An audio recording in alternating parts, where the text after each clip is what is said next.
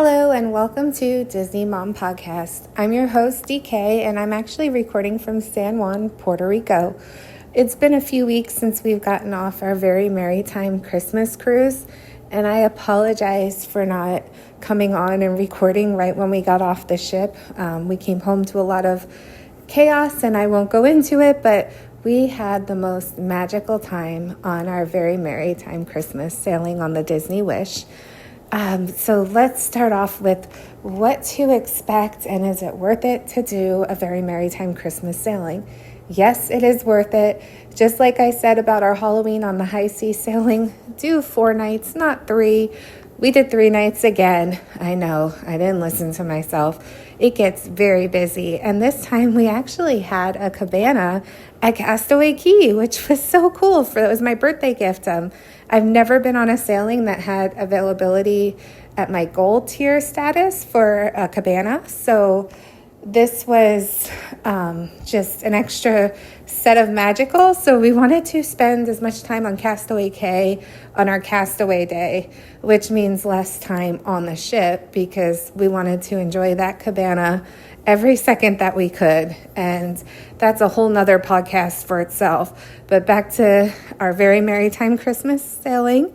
So you have everything that the Wish has normally, plus throwing in Christmas elements, Christmas themed events and Christmas decor and the beautiful Christmas tree. They do a Christmas tree lighting on the first night at 2 times. So it will go in conjunction with your show and your seating at dinner. This was beautiful and extremely magical, exceeded all my expectations. I do not recommend you miss this.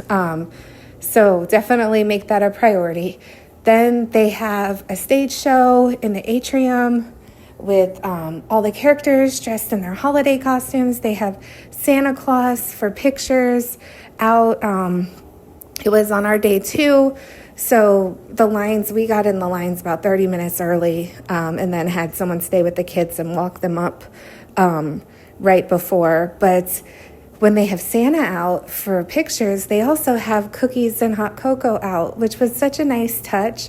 It really added something a little extra special to the whole thing. The line did not feel terrible because the kids were getting out and having cookies and hot cocoa while they waited for Santa, and that, I have to say, that was nicely done, Disney Cruise Line.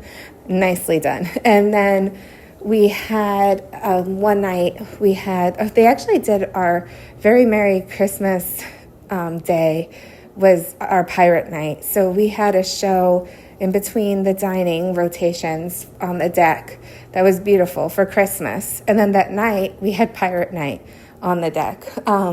So we had to get changed from Christmas to pirate, which I did not care for. I really wish we could have stayed in our Christmas the whole day. It added a little bit more to getting ready and getting out there, but it worked. And if you know Disney, you know they make things work. So that was different but exciting. Like I said, the stage show was phenomenal. Let's see, am I forgetting anything? This is the problem with recording so late because there was so much, and there was just so much to remember and so much to share with you. The decorations are amazing. The cast, the cast members are always amazing. So to be with everyone for a Christmas sailing was just an extra touch of magical. So if you're debating on going on a Very MerryTime Christmas sailing, do it. Now the characters, so if you remember from my Halloween on the high seas, I did not get pictures with everybody. This time I did.